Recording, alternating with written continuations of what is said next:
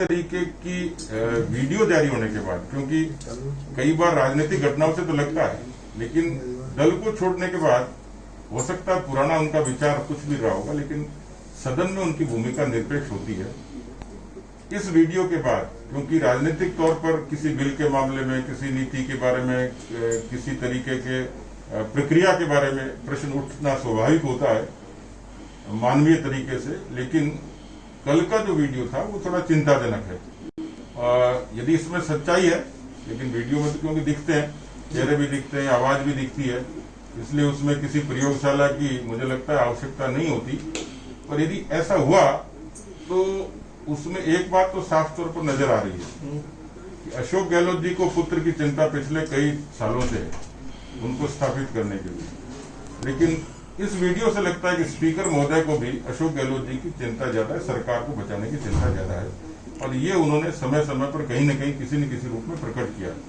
अब वीडियो के बारे में बात सिर्फ इतनी है कि उसकी वैधानिकता के बारे में, उसकी सत्यता के बारे में खुद वो कहें तो ज्यादा बेहतर होगा, और सच्चाई है जो दिखती है तो उनको नैतिक रूप से सदन की गरिमा और निरपेक्षता को बनाए रखने के लिए कम से कम इस पद पर बने रहना मुझे उचित लगता नहीं। वो आगे आएंगे तो मुझे लगता है कि राजनीति में एक बड़ा उदाहरण पेश करेंगे।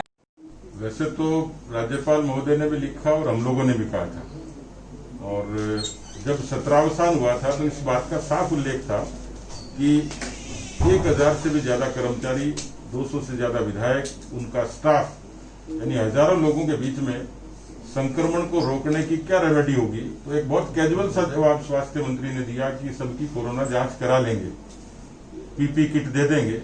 तो मुझे लगता है कि इस तरीके का लापरवाही बयान कोरोना को रोकने में कैसे कारगर होगा, मुझे चिंता है।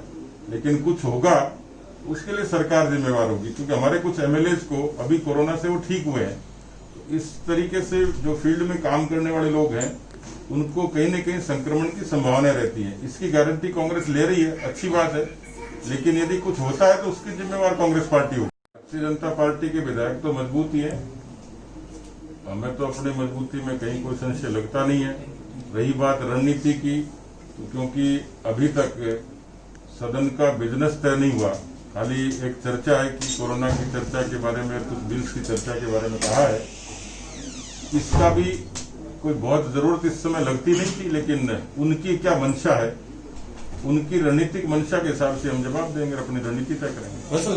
मंशा नहीं कि सत्र नहीं बुलाया जाए, लेकिन सरकार के आचरण से लगता था कि सरकार डरा कर, धमका कर, राजभवन को घेरने की धमकी दे के, कानून व्यवस्था को भंग करने की धमकी दे के सत्र बुलाना चाह रही थी, जो परंपराओं के खिलाफ थी। इसलिए संवैधानिक व्यक्ति पर इस तरीके के प्रश्न खड़े करके एक भ्रम पैदा किया था।